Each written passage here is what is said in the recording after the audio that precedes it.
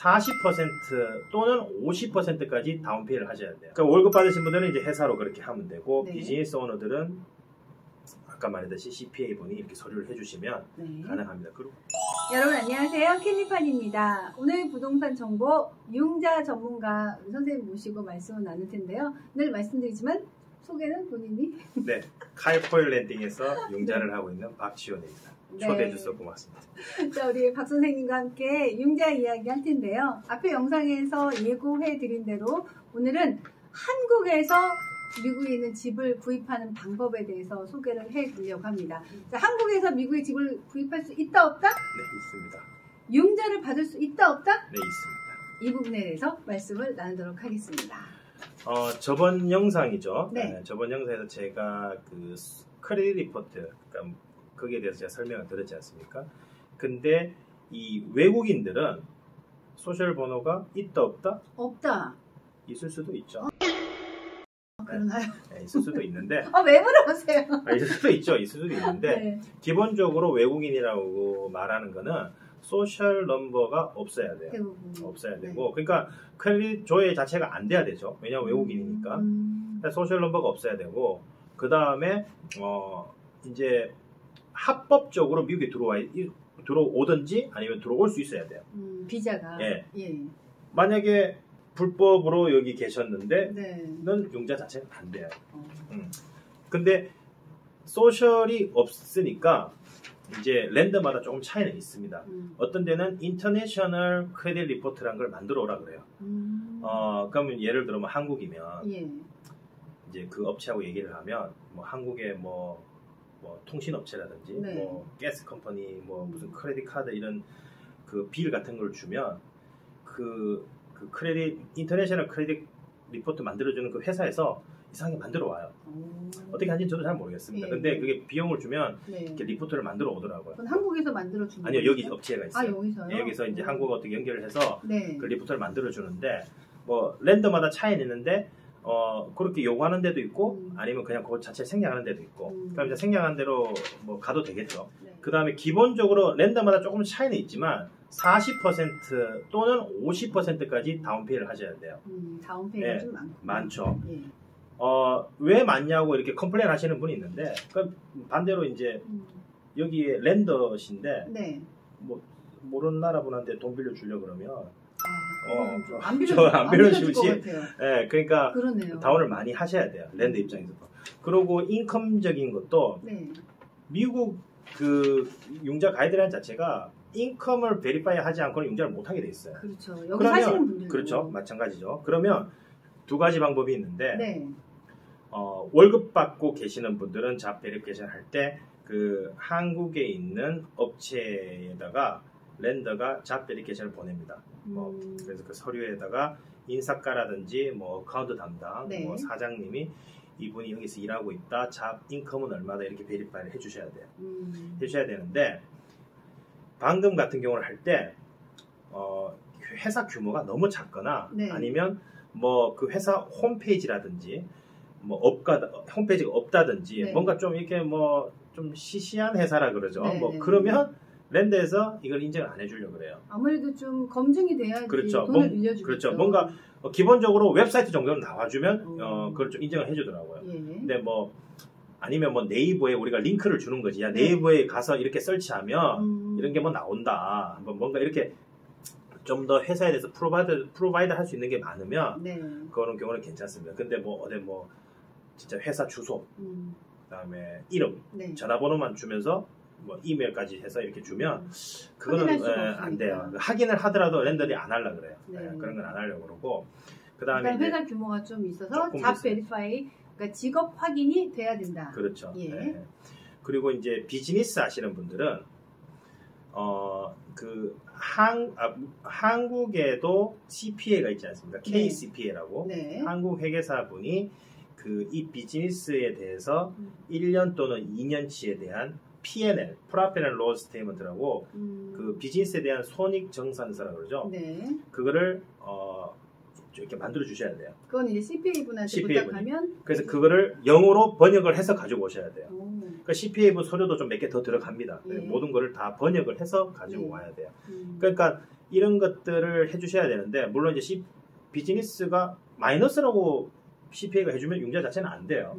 그렇죠. 우리가 먼저 한 요 정도 이상은 인컴이 나와야 될 것 같습니다 하면 거기에 알아서 이렇게 해오셔야 돼요. 네. 해오셔야 되고 준비한 서류가 그렇죠. 이제 CPA 서류 두 번째 그리고요. 그리고 모든 것들은 다 영어로 다 돼야 됩니다. 네. 그러니까 월급 받으신 분들은 이제 회사로 그렇게 하면 되고 네. 비즈니스 오너들은 아까 말했듯이 CPA 분이 이렇게 서류를 해주시면 네. 가능합니다. 그리고 그 두 가지 케이스 다 필요한 게 한국에 그 한 장인가 두 장짜리 그 텍스 리턴이 또 있어요. 세금 보고서. 네, 세금 보고서. 예. 이름이 잘 기억이 안 나는데 네. 그 폼이 있어요. 그게 한국은 다행인 게 어떤 버전을 찾으면 이게 영어로도 다 같이 나와요. 그런 버전은 굳이 그러면 또 공증을 또 할 필요는 없잖아요. 네. 영어로 된 걸 또 이렇게 해서 가지고 오셔야 돼요. 물론 모든 거는 숫자가 좀 어느 정도 좀 매치가 돼야 됩니다. 네. 그래서 그런 식으로 인컴을 베리파이 하는 거고 아까 다운 아까 40%라고 그랬잖아요. 네. 근데 다운이 여기 미국 어카운트에 한 번은 들어와야 돼요. 돈이. 예, 돈이요. 네. 물론 랜드마다 차이는 좀 있어요. 예. 인터내셔널 와이어를 받는 랜더도 있어요. 근데 이제 그게 이제 에스코로에서도 또 그걸 안 받는 경우도 있고 하기 때문에 이왕이면 어차피 집을 사시려면 한 번은 오셔야 되잖아요. 네네. 와야지 집을 살 거 아닙니까? 그렇죠. 보시고 사야 안 보고 살 수는 없고 네. 오셨을 때 꼭 뭐 할인타운이라 그러면 그 여권을 가져가면 어카운트를 만들어주지 않습니까? 만들어 놓고 가셔야 돼요. 은행 어카운트를. 그래서 뭐 40%의 돈 플러스 뭐 기타 비용이 또 필요하지 않습니까? 예. 그게 다 여기에 두 번은 들어와서 그 다음에 그 에스코로 디파짓으로 들어가는 게 네. 그렇게 하셔야 됩니다. 그렇군요. 예. 그래서 저번에도 얘기드렸지만 항상 2개월치를 보여줘야 되는데 2개월치 안에 돈이 들어온 게 보여 한국에. 그러면 한국에 있는 그 뱅크 스테이먼트 내역서 네. 그걸 또 다 공증해서 오셔야 됩니다. 번역 공증. 그렇군요. 예. 근데 한국은 또 은행들이 워낙 잘 돼 있어서 또 영어 버전이 많이 나와요. 예. 어떤 데는 안 나온 때도 있는데 또 가서 영어로 해달라고 하면 또 그 해석 다 오시더라고요. 예, 예. 예. 자, 그럼 이자율 같은 경우는 어떻습니까? 이자율은 요것도 은행마다 차이는 있는데 보통 5.5 정도 됩니다. 5.5 정도. 7년 고정. 예. 예, 7년 고정이기 때문에 이게 5.5가 높다고 보실 수 있는데 지금 그 컨벤셔널 론 자체가 워낙 낮기 때문에 네. 이게 높아 보이는 거예요. 뭐 이게 몇 년 전만 해도 이게 차이가 한 1%에서 1.5 차이였어요. 네. 그러니까 물론 그래도 높긴 높죠. 예. 근데 이게 지금 현재 다른 융자가 워낙 낮기 때문에 이게 5.5가 정도 되는 게 높아 보이는 거지. 네.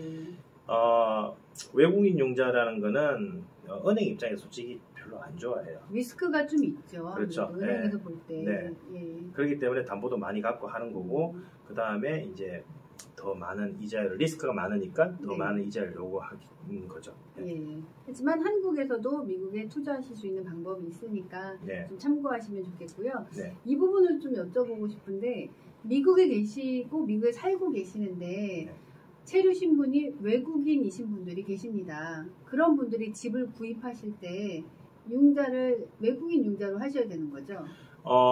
그 저희들이 그 론 어플리케이션을 보면 이제 뭐 그렇게 체크하는 란이 있어요. 네. 근데 기본적으로 소셜이 예를 들어 그 주재원 비자라 그러나요? 네. 그럼 여기 직원으로 있는 거잖아요. 그렇죠. 오랫동안 있었으면 소셜 히스토리도 뭐 한 5년 있었으면 네. 그런 분들은 괜찮아요. 합법적이고 소셜이 있으면 말 그대로 크레딧 리포트가 나오잖아요.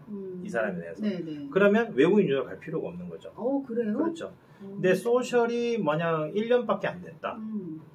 뭐 가서 오셨다. 네. 그러면 외국인인데도 외국인 융자를 못 받을 수도 있고 그 다음에 이거는 또 히스토리가 짧으니까 또 융자가 안 될 수도 있어요. 예, 그러니까 그러니까 뭐 늘 하는 얘기지만 미리 한번 상담을 받아보시는 게 그러네요. 어느 쪽으로 가야 되는지 딱 방향을 정하는 거니까.